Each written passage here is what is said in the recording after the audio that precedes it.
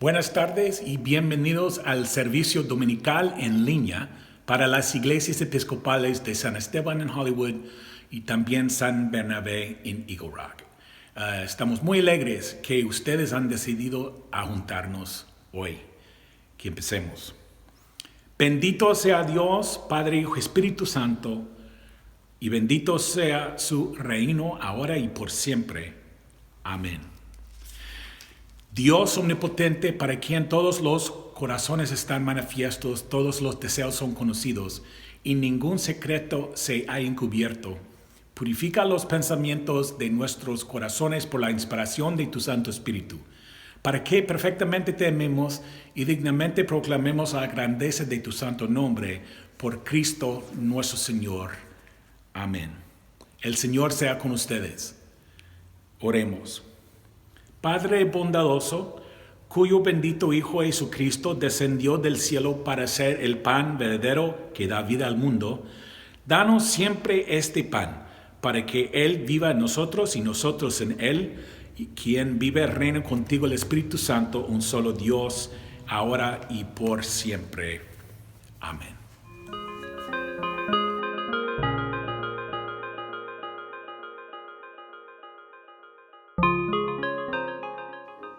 Vamos a comenzar por encontrar una posición cómoda, de preferencia sentados en la silla. Vamos a utilizar la figura del círculo en el centro para enfocarnos en nuestra respiración, inhalación, exhalación. Cuando el círculo crece, inhala. Cuando el círculo decrece, exhala. Inhala, exhala. Ahora presta atención a todo lo que está a tu vista. Trata de sentir la textura de la madera, el olor de las velas, el olor del incienso.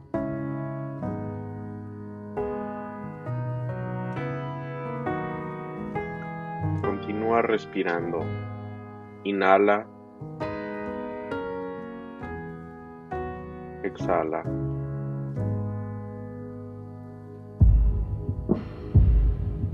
Inhala, exhala. Inhala, exhala. Siente el aire cómo entra en tus pulmones y cómo sale de ellos a través de tu nariz. Observa lo que hay alrededor tuyo mientras continúas inhalando y exhalando. Inhalando, exhalando. Una vez más. Inhala, exhala. Y mientras continúas respirando, pon atención a la imagen que tienes frente a ti. Trata de sentir el piso debajo de tus pies, la brisa del agua, el aire, los olores que te da ese paisaje, mientras continúas poniendo atención en tu respiración. Inhala, exhala.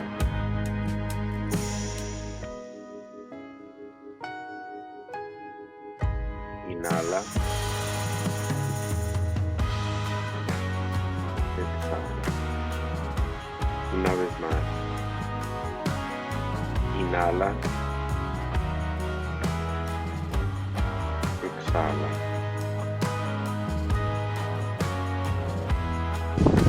Pon atención nuevamente a lo que está debajo de la planta de tus pies.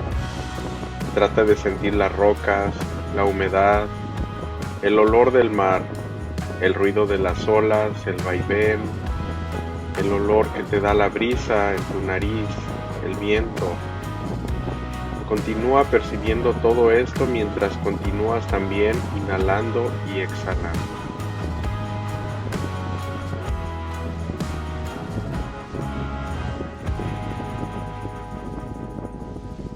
¿Qué sientes? ¿Frío, templado o calor? Continúa inhalando, exhalando. Inhala, exhala. Inhala, exhala.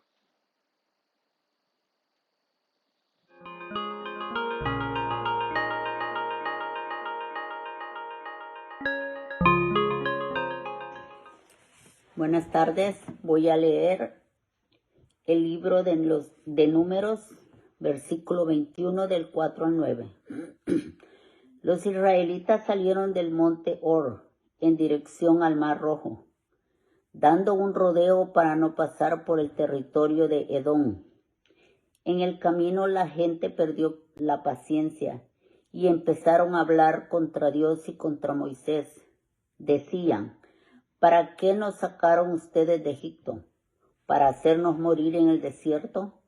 No tenemos ni agua ni comida, ya estamos cansados de esta comida miserable. El Señor les envió serpientes venenosas que los mordieron y muchos israelitas murieron. Entonces fueron a donde estaba Moisés y le dijeron: hemos pecado al hablar contra el Señor y contra ti. Pídele al Señor que aleje de nosotros las serpientes. Moisés pidió al Señor que perdonara a los israelitas, y el Señor le dijo: hazte una serpiente como esas y ponla en el asta de una bandera. Cuando alguien sea mordido por una serpiente, que mire hacia la serpiente del asta y se salvará. Moisés hizo una serpiente de bronce y la puso en el asta de una bandera. Y cuando alguien era mordido por una serpiente, miraba a la serpiente de bronce y se salvaba. Esta es palabra del Señor.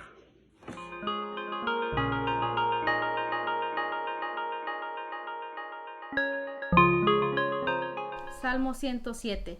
Den gracias al Señor, porque es bueno, porque para siempre es su misericordia.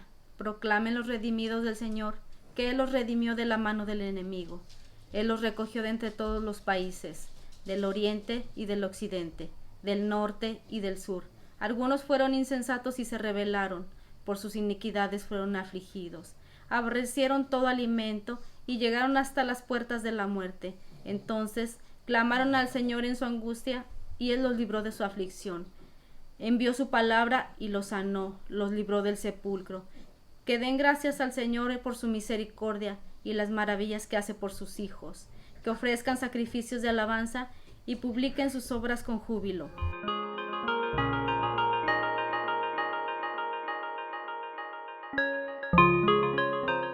Buenas tardes a todos.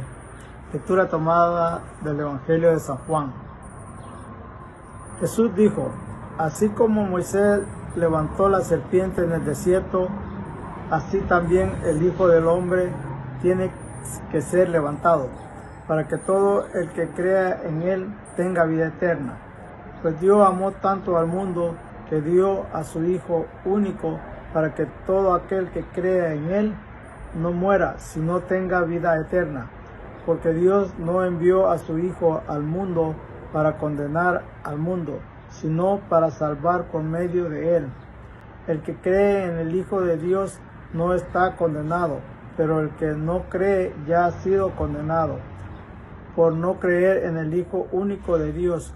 Los que no creen ya han sido condenados, pues como hacían cosas malas cuando la luz vino al mundo, prefirieron la oscuridad a la luz.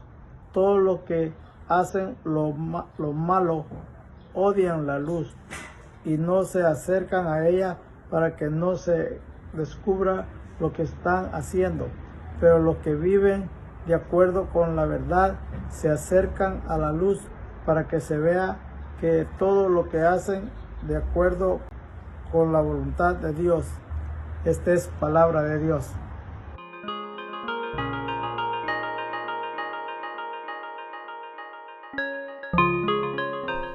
Buenas tardes amigos y bienvenidos.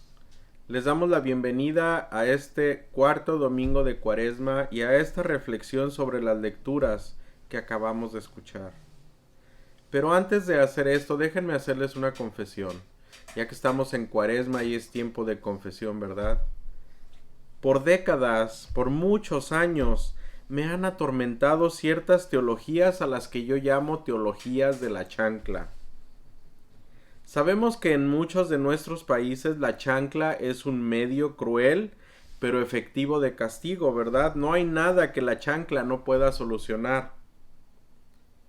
Vamos a definir un poquito qué es la teología, para poder entender a qué me refiero con la teología de la chancla. Cada vez que cada uno de nosotros piensa y trata de darle un mejor entendimiento y significado a su fe, está pensando teológicamente. Por lo tanto, vamos a pensar que la teología de la chancla es una teología que funciona más bien como un medio cruel que como un medio de liberación, lo cual nos ocasiona tener un entendimiento distorsionado de la fe que profesamos y que vivimos. Y pues, ¿qué creen? Que las lecturas que escuchamos el día de hoy todas encajan perfectamente en esta categoría. Y no por el significado que tienen, sino por el significado que nosotros le hemos dado. Porque nos ponen frente a dos de las más grandes interrogantes que siempre ha tenido la humanidad: el sufrimiento y la muerte. Porque en el fondo todos deseamos saber por qué nosotros estamos aquí, quiénes somos, de dónde venimos, a dónde vamos, cómo seremos felices, cuál es nuestro destino. Queremos profundizar más en nuestra existencia y en todo aquello que nos rodea. Queremos liberarnos de prejuicios, queremos tener la capacidad crítica y en el fondo intentar llegar a encontrar esa verdad que tanto buscamos. Por años estas interrogantes no solo me han atormentado a mí, sino a toda la humanidad. Y cuando hablo de años, hablo de muchos años, tanto como 200,000 años, que es lo que los estudios antropológicos han descubierto acerca de la capacidad de razón del ser humano. Según estos estudios, se puede demostrar que desde que los humanos fueron conscientes de su existencia, desde que el ser humano se dio cuenta que existía, se dio cuenta también que en cualquier momento dejaba de existir. Y desde entonces, esta conciencia nos aterra y nos causa un gran temor. Hay un poeta y escritor mexicano de nombre Octavio Paz y él escribió algo muy relacionado a esto. Él dice que el amor a la vida, si de verdad es profundo y total, debe ser también amor a la muerte. Ambos son inseparables. Y una civilización que niega a la muerte acaba por negar a la vida también. Pues el Evangelio de Juan tiene el día de hoy uno de esos versículos más utilizados y conocidos para la mayoría de nosotros. Juan dice que Dios amó tanto al mundo que dio a su Hijo único para que todo aquel que cree en Él no muera, sino que tenga vida eterna. Desafortunadamente, por cientos de años, los cristianos hemos visto este versículo como el antídoto o el remedio efectivo para quitarnos ese miedo que causa el pensar en la muerte. Pero desafortunadamente nos ha hecho pensar que a la vida eterna a la que Dios nos llama es algo que sucede cuando llega el fin de nuestra vida terrenal. Y vivimos toda una vida, o más bien desperdiciamos toda una vida larga o corta como ésta sea, con la esperanza de que solamente al final vamos a tener una recompensa. Esto crea en nosotros un constante sentimiento de miedo, de frustración, de apatía y de desinterés, porque ¿quién de nosotros espera vivir una vida plena y en abundancia cuando ya no la tiene? La manera en cómo hemos interpretado este y otros pasajes bíblicos más nos recuerda que en ocasiones hemos puesto más atención a los árboles que al bosque entero y no hemos podido disfrutar de ese paisaje que se nos muestra. Es decir, nos hemos más preocupado por la hora de nuestra muerte que por vivir realmente una vida en plenitud y en abundancia. Pero entonces, ¿qué es la vida eterna? Para poder entender un poco mejor el pasaje y el mensaje de Juan, debemos saber que esta conversación, este pasaje que estamos viendo el día de hoy, es parte de una conversación entre Jesús y Nicodemo. Y recordemos que en algún punto de esa conversación, Jesús le dijo a Nicodemo que para ganar el reino de Dios debería morir a su antiguo yo y nacer de nuevo. Pero vemos cómo Nicodemo es muy literal y se está limitado a lo que él cree saber y se está enfocando más en los árboles que en el bosque. Y lucha por captar y entender la imagen completa sobre la dimensión espiritual de la vida y de la eternidad que Jesús le está presentando. Y al igual que le sucedió a Nicodemo, nuestro entendimiento acerca de la vida eterna pudiera demostrar solamente que no estamos viendo toda la imagen completa. Quizás solo estamos poniendo nuestra atención en el significado que creemos saber acerca de la vida eterna. ¿Pero qué es entonces la vida eterna? El pastor y autor Rob Bell escribió en un libro que se titula El amor siempre gana.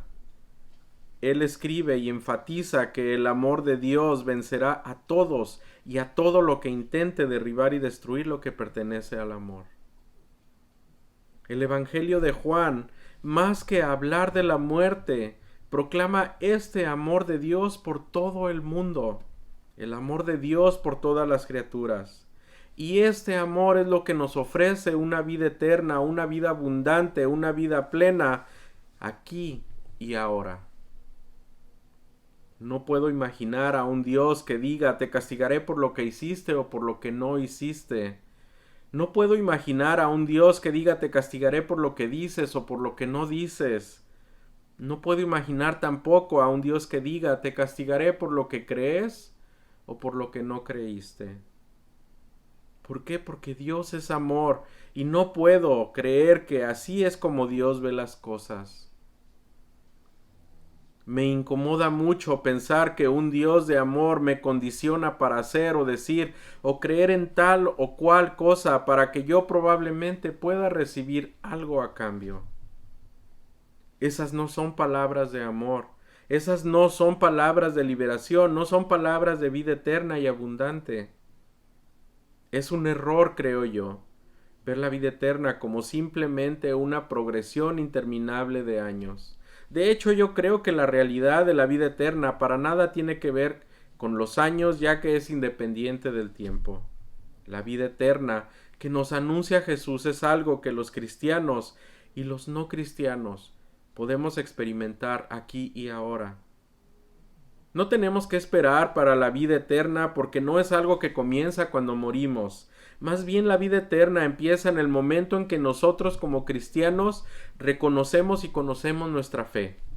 Y vivimos esta fe, no a un nivel superficial de una hora o un domingo a la semana, sino totalmente inmersos en nuestra historia, en nuestra teología, en nuestra ética y nuestra compasión. Y al hacerlo, es que estamos realizando la misión de la Iglesia, la misión de la comunión de Dios. ¿Qué es entonces la vida eterna? En lugar de continuar con algunas de las creencias que he traído arraigadas de toda la vida y que a veces solo hacen eco de las comunidades que nos rodean, estos ecos, más que liberarnos, nos oprimen más. Creo yo que la vida plena, abundante y eterna es llevar a cabo mi misión como cristiano en este mundo, continuando con el gran trabajo que Dios nos promete estar siempre haciendo en este mundo. Estamos llamados a llevar a cabo la verdadera misión de la Iglesia, y la verdadera misión de la Iglesia es la Iglesia misma. Lumen Gentium. Lumen Gentium. Son dos palabras en latín que quieren decir la luz de las naciones. Esa es la misión de la Iglesia. Llevar la luz a los gentiles, llevar la luz a todo el mundo, la luz que es Cristo.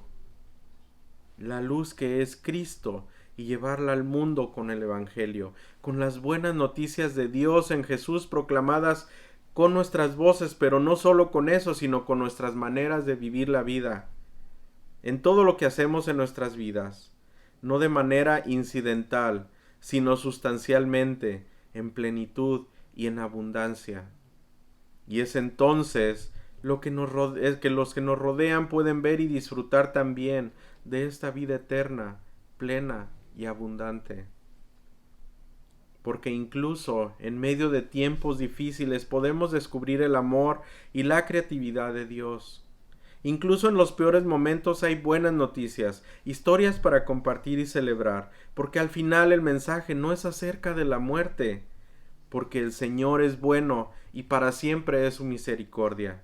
Porque Dios no envió a su Hijo al mundo para condenar al mundo, sino para salvarlo por medio de él. Porque a la vida plena, a la vida en abundancia a la que nos llama Jesús, es aquí en este problemático, pero hermoso mundo de nosotros. Amén.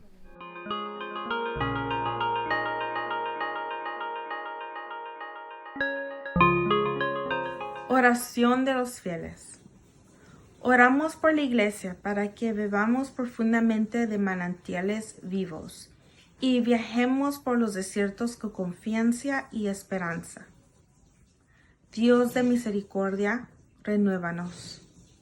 Oramos por el mundo para que podamos vivir como una familia y crecer más allá de la violencia y de la guerra y el odio. Dios de misericordia, renuévanos. Oramos por esta nación para que seamos sanados del odio y del racismo y brillemos de nuevo como una lámpara en una colina. Dios de misericordia, renuévanos.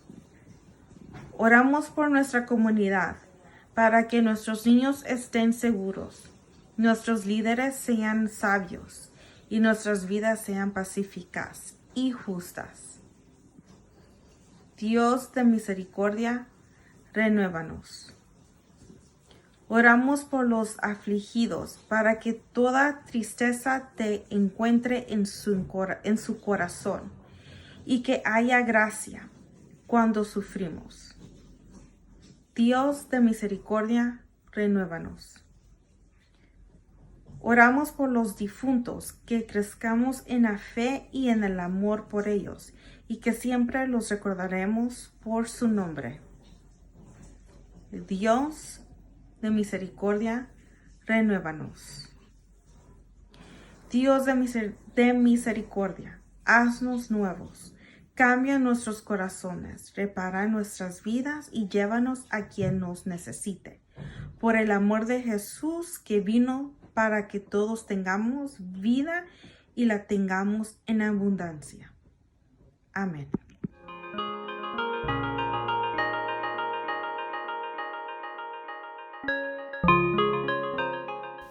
Y ahora que oremos la oración que Jesús sí mismo nos enseñó. Padre nuestro que estás en el cielo, santificado sea tu nombre. Venga tu reino, hágase tu voluntad en la tierra como en el cielo. Danos hoy nuestro pan de cada día. Perdona nuestras ofensas, como también nosotros perdonamos a los que nos ofenden. No nos dejes caer en tentación y líbranos del mal, porque tuyo es el reino, tuyo es el poder y tuya es la gloria, ahora y por siempre. Amén.